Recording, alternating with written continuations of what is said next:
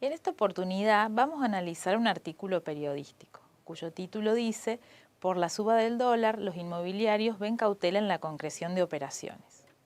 Desde la Cámara de Corredores Inmobiliarios de Córdoba, su secretario, Agustín Tea Funes, admite que haya cautela y que muchos vendedores han preferido no concretar operaciones, esperando por un valor que podría sentarse algunos centavos más arriba. Las operaciones con créditos hipotecarios, que fueron el motor de los últimos meses y que están movilizando el 25% de las ventas, han sido las más afectadas por la suba del dólar. Un comprador que pactó un precio en noviembre con un dólar de 17,50, hoy se encuentra con un dólar a más de 20 pesos y decide no avanzar porque hay diferencias entre 200.000, 250.000 que cuestan afrontar. Por el lado del vendedor también hay resquemor, porque ante subas que se dieron en corto plazo, piensa que pueden estar perdiendo capital si vende ahora y decide esperar, señala Tea Funes. La suba por doble vía. Nosotros tuvimos casos concretos de operaciones caídas porque estaban pactadas a un dólar de 18 pesos a fines de noviembre y a la hora de hacer entrega se había disparado. Es cierto que hay opciones de los bancos de cubrirse ante estas subas, pero en la práctica no son fáciles de aplicar, apunta Juan Pablo Vaca, operador y consultor inmobiliario con gestiones en Córdoba, Rosario y Buenos Aires. Según Vaca, un dato no menor es que se está produciendo un aumento en los valores de los inmuebles por una doble vía. Por un lado por el dólar, pero también porque el mercado se está activando. Hay una demanda y eso tracciona los precios. Lo usual es que los precios suban, en dólares, un 6 o 7%, pero este año es probable que suban unos puntos más en Córdoba. Lo llamativo es que el campo, que fue una tradicional demandante de inmuebles, aún no apareció. Es un dato a tener en cuenta: cuando la situación del campo mejore, vamos a tener un actor muy importante y esto se puede sentir en los precios. La Cámara de Desarrollistas Urbanos de Córdoba afirma que las propiedades nuevas que se están colocando no se han visto afectadas por la suba de la moneda norteamericana e incluso creen que hay un margen para un incremento en los valores de las unidades inmobiliarias. Las propiedades que generan los desarrollistas se cotizan todas en pesos. Vendemos a pesos ajustables. Las propiedades que están en dólares son las propiedades terminadas y usadas. Ahí es donde puede haber impacto en el mercado. Y como los créditos hipotecarios hoy están destinados a esas propiedades usadas, entonces por eso hace un poco de ruido esta variación del dólar. Pero nosotros no vemos un parate en las ventas y esperamos que lo refleje nuestro índice de ventas de este mes, destacó César Martínez, presidente de la SEDUC y titular de Betania. Rodrigo Martínez, gerente comercial de la misma firma, completa el diagnóstico. Si el mercado financiero se estabiliza, el dólar se vuelve a quedar quieto, pero la inflación puede subir, moviendo el costo de construcción y el precio de venta, que va a subir en pesos con un dólar quieto. Lo que hizo el ajuste a fin de año fue tratar de alcanzar la inflación, pero no es que el dólar se disparó, ni que hay expectativas de un dólar a 30 pesos. Nadie está viendo eso, por eso creo que aún hay un techo para una suba de precios. Bueno, luego de analizar el artículo, podemos advertir la presencia de argumentos. Ahora les consulto, ¿qué se entiende por argumento? El argumento es una forma de expresión del razonamiento, es decir, tenemos una serie de proposiciones que se relacionan entre sí de tal manera que tenemos unas que son parte del antecedente y otras parte del consecuente. En el artículo vemos cómo se brindan razones y motivos para apoyar la idea central. ¿Cuál es esta idea central? Es cómo afecta la suba del dólar al mercado inmobiliario. Entonces, esto nos va a llevar a definir qué es un argumento. Un argumento es la forma de expresión del razonamiento. En este argumento vamos a encontrar razones en apoyo a una conclusión. Como dijimos y como vimos recién, tenemos todos los fundamentos que dan los autores del texto en cuanto a por qué el impacto de la suba del dólar va a afectar negativamente al mercado inmobiliario. De esa manera se va a configurar el argumento. En cuanto a la estructura del argumento, podemos decir que tenemos las premisas, la conclusión, la expresión ilativa, la materia remota y próxima. Las premisas son los enunciados que constituyen el antecedente. En cuanto a la conclusión, es el enunciado que expresa la proposición que fue inferida. Acá tenemos que aclarar, que lo vamos a comentar más adelante, que tanto premisas como conclusión son términos relativos. Es decir, una proposición puede ser premisa en un argumento y en otra puede ser conclusión. Va a depender de la función que cumpla en la estructura. Luego tenemos la expresión ilativa, que es el nexo lógico entre el antecedente y el consecuente. Y dijimos que la materia remota son los enunciados y la materia próxima son los términos. En cuanto a la pregunta que nos va a dar el cierre, vamos a consultar: ¿son importantes los argumentos en la vida cotidiana?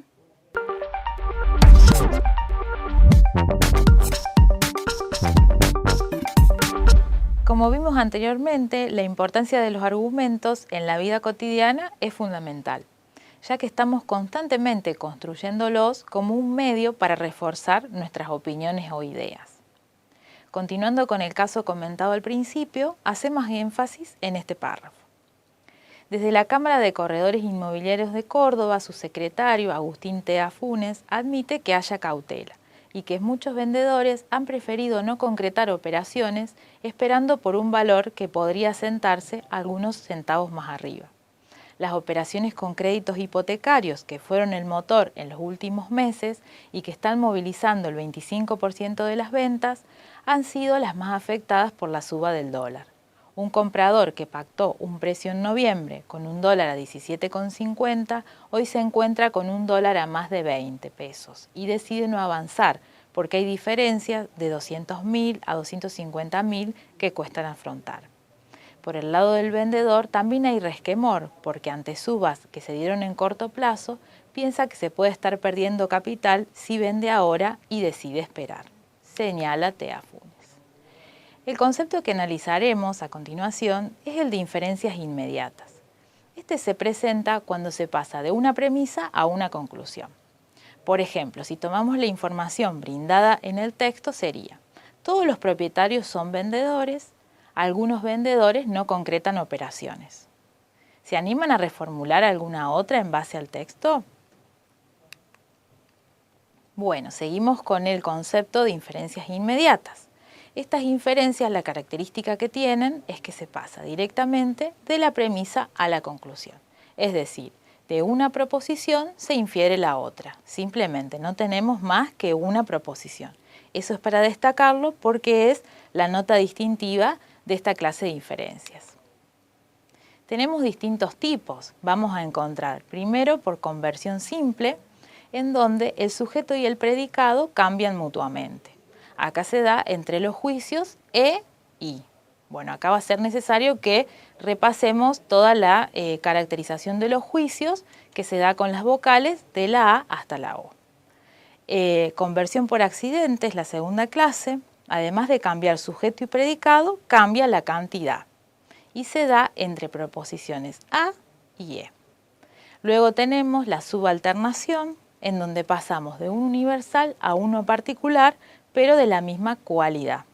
Acuérdense que tenemos que distinguir lo que es cantidad de cualidad. Son conceptos importantes que nos van a servir para comprender estos temas. En cuanto a la subalternación, vamos a ver que se da entre los juicios A y I. Luego, por último, tenemos la de contraposición, en donde se van a intercambiar el sujeto y el predicado y se van a negar ambos en la conclusión. Este tipo de inferencias las vamos a encontrar en las proposiciones A y O. Bueno, y por último, la pregunta que nos vamos a hacer al respecto es: ¿qué diferencias encuentran entre las inferencias inmediatas y los argumentos?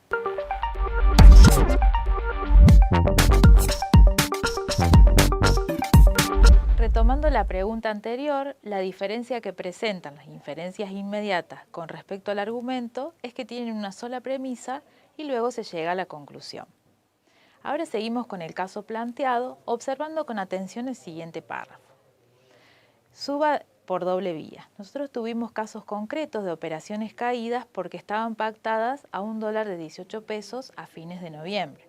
Aclaramos que este valor del dólar se refiere al año 2018, no es el valor actual.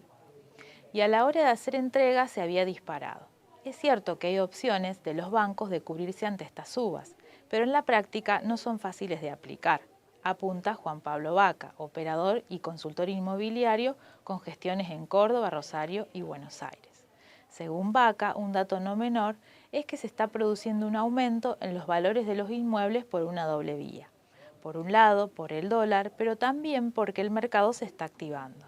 Hay más demanda y eso tracciona los precios, lo cual hace que los precios suban en dólares a un 6 o 7%, pero este año es probable que suban unos puntos más en Córdoba. Lo llamativo es que el campo, que fue un tradicional demandante de inmuebles, aún no apareció. Es un dato a tener en cuenta. Cuando la situación del campo mejore, vamos a tener un actor muy importante y eso se puede hacer sentir en los precios. A continuación, veremos el silogismo, que configura un aspecto central de la lógica. En la situación planteada que estuvimos analizando, podemos extraer el siguiente silogismo. Todas las operaciones comerciales se ven afectadas por la suba del dólar.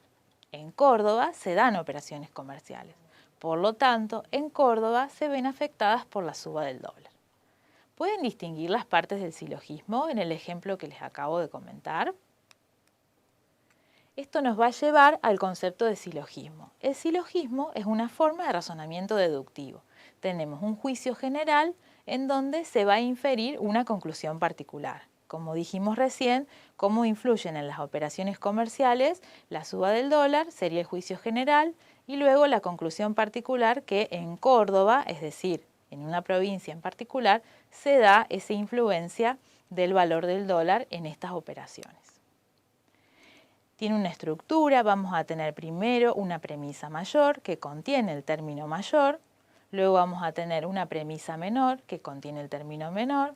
El término medio figura en las premisas pero no en la conclusión. Eso es importante para tenerlo en cuenta porque si observamos que el término medio se encuentra en la conclusión, el razonamiento es incorrecto. Y en la conclusión va a estar formada por el término menor y mayor. El mayor va a ser el predicado de la conclusión y el menor va a ser el sujeto. Eso también es una nota distintiva importante para tenerla en cuenta. En cuanto a la validez, tenemos que hacer la distinción que no es lo mismo que la verdad de los razonamientos. Esto es muy importante que lo resaltemos y tiene que ver con la lógica. No son sinónimos porque un razonamiento puede ser válido, pero puede ser que sus premisas no refieran a un contenido empírico, es decir, no depende de un contenido empírico. Yo puedo dar un ejemplo que no tiene sustento en la realidad. Puedo decir los perros vuelan y puede ser válido, pero no es verdadero.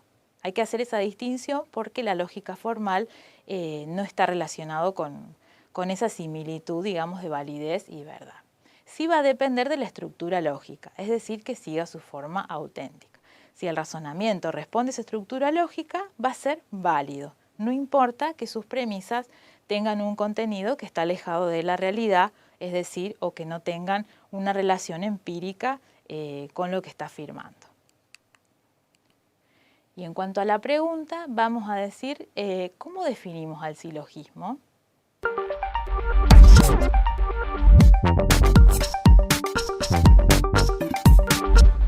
La respuesta a la pregunta anterior es que el silogismo es un tipo de razonamiento deductivo que se ubica en el centro de la lógica. Ahora retomamos el caso del principio, pero hacemos hincapié en los siguientes párrafos. Las propiedades que generan los desarrollistas se cotizan todas en pesos. Vendemos a pesos ajustables. Las propiedades que están en dólares son las propiedades terminadas y usadas. Ahí es donde puede haber un impacto en el mercado. Y como los créditos hipotecarios hoy están destinados a esas propiedades usadas, entonces por eso hace un poco de ruido esta variación del dólar. Pero nosotros no vemos un parate en las ventas y esperamos que lo refleje nuestro índice de ventas de este mes. Por otro lado, si el mercado financiero se estabiliza, el dólar se vuelve a quedar quieto, pero la inflación puede subir, moviendo el costo de construcción y el precio de venta que va a subir en pesos con un dólar quieto. Lo que hizo el ajuste de fin de año fue tratar de alcanzar la inflación, pero no es que el dólar se disparó ni que haya expectativas a $1.30. Volvemos a aclarar que este valor está desactualizado porque se refiere al año 2018. Nadie está viendo eso, continúa el artículo, por eso creo que hay un techo para una suba de precios. Bien, en esta parte lo que vamos a tratar, seguimos con los temas referidos a los silogismos y un tema importante son las reglas para un silogismo válido. Observamos el siguiente ejemplo extraído del artículo. Las propiedades nuevas no se vieron afectadas por la suba de la moneda norteamericana. Hay un margen para un incremento en los valores inmobiliarios, por lo tanto las ventas siguen en crecimiento. Ahora les pregunto, ¿qué regla no se cumple en el ejemplo? Vamos a ver ahora las reglas del silogismo válido. Primero tenemos que tener en cuenta que este debe tener 3 términos, el término mayor, el menor y el medio. Si tiene 4, no es válido, es decir, debe tener solo 3. El término medio, como ya dijimos, no debe estar en la conclusión y debe estar tomado al menos en una premisa en toda su extensión. Si las premisas, en cuanto a las premisas también tenemos que considerar lo siguiente. Si son afirmativas, la conclusión también debe ser afirmativa. Si es negativa, no es válido. Y si las premisas son negativas, no podemos concluir. Es decir, no se puede afirmar nada desde 2 premisas negativas. Estas son algunas de las reglas importantes para tener en cuenta y si nosotros las consideramos y hacemos referencia a ellas, vamos a tener silogismos válidos. De lo contrario, nuestro silogismo va a tener inconvenientes. Luego tenemos las figuras, los modos y los tiempos de juicios. Bueno, esto, una breve aclaración para tener en cuenta es que fueron construidas en la Edad Media y solamente tenemos que hacer hincapié con el análisis de las vocales. Se refieren a una especie de cuento, de relato de aquella época, por eso los nombres pueden sonarle un poco extraños. Pero bueno, la aclaración está hecha para que tengamos en cuenta y observemos solamente los tiempos de los juicios. Recordamos que los juicios podían ser A, E, I, O. Entonces, cada uno de ellos tiene su característica. Vamos a considerar solamente las vocales. En la primera figura tenemos los modos Bárbara, Celarén, Dari y Ferio. Y los tiempos de los juicios son A, E, A, I, E, O. En la segunda figura vamos a tener Cesare, Camestres, Festino y Barocco. Y vamos a observar ahí también los distintos tiempos de juicios. Como les decía, observamos solamente las vocales. A, I, O y A, O. En cuanto a la tercera figura, tenemos Daraptil, Felapton, Disamis, Datasi y también observamos los distintos tiempos de los juicios. Solamente vamos a considerar eso. En cuanto a la cuarta figura, vamos a ver Bamalip, Calemes, Dimatis y Fesapo. Tal vez cuando lo ejercitemos a esto vamos a tener una mayor dimensión. Ahora les parece un poco raro, un poco extraño la terminología, pero cuando lo llevamos a la práctica lo podemos comprender a través de un ejemplo. Recuerden eso, que para esta materia es muy importante elaborar ejemplos simples de la vida cotidiana que nos van a servir para fijar los conocimientos. En cuanto a las formas del razonamiento, vamos a tener silogismos irregulares y silogismos complejos. Dentro de los irregulares tenemos el entimema, el epiquerema, el polisilogismo y el sorites. Nuevamente les hago esta aclaración, los términos o los nombres son un poco extraños, pero cuando vemos de qué se trata cada uno, podemos entenderlos un poco más. Por ejemplo, en el entimema es cuando tenemos una premisa implícita. Esto generalmente se da en el silogismo judicial, donde la norma no se expresa. Entonces tenemos una premisa implícita y la demás está de forma explícita. En el epiquerema tenemos un silogismo que está brindando pruebas acerca de lo que afirma. Por ejemplo, puede ser un caso de un dato de una encuesta que me va a fortalecer lo que yo estoy expresando. Un polisilogismo es aquel que tiene más de un silogismo que forma parte de él. Y en el sorites tenemos un encadenamiento. Luego tenemos los silogismos complejos, el hipotético, el disyuntivo, que puede ser negativo y positivo, y el dilema. Y por último, la pregunta que dice, ¿qué tienen en común las formas de razonamiento?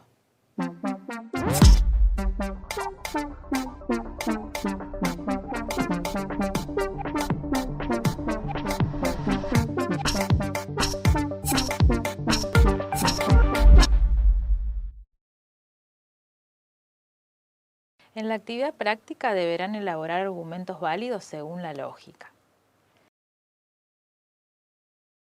Deben tener en cuenta que es necesario repasar la noción de argumento y sus características, lo cual les ayudará a poder formular los argumentos requeridos. El primer argumento sería: la decisión tomada es seguir manteniendo mi inscripción en el Colegio de Martilleros y Corredores Públicos, debido a que la actividad que realizo tiene que ver exclusivamente con lo referido a remates públicos y privados. Por lo tanto, no veo razón alguna para revocar mi inscripción en dicho ente. El segundo: si el Colegio de Corredores Inmobiliarios, mediante la intimación recibida, amenaza con acciones legales futuras a un particular que ejerce legalmente su trabajo profesional, éste tiene derecho a defenderse. Considero la intimación recibida como una amenaza. Por lo tanto, tengo derecho a defenderme. El tercero, el título profesional faculta para desarrollar las tareas propias de martillero, corredor público o corredor inmobiliario. Elegí desempeñarme únicamente como martillero.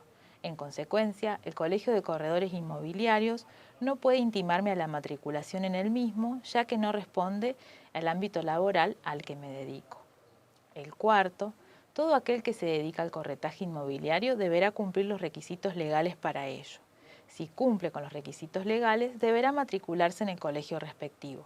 Por lo tanto, todo aquel que se dedica al corretaje inmobiliario deberá matricularse en dicho colegio. Y el quinto, la actividad profesional del martillero se encuentra regulada en la ley. La misma determina la obligatoriedad de la matriculación en el colegio correspondiente. Por lo cual, habiendo cumplido este requisito, la actividad que desarrollo es de tipo legal.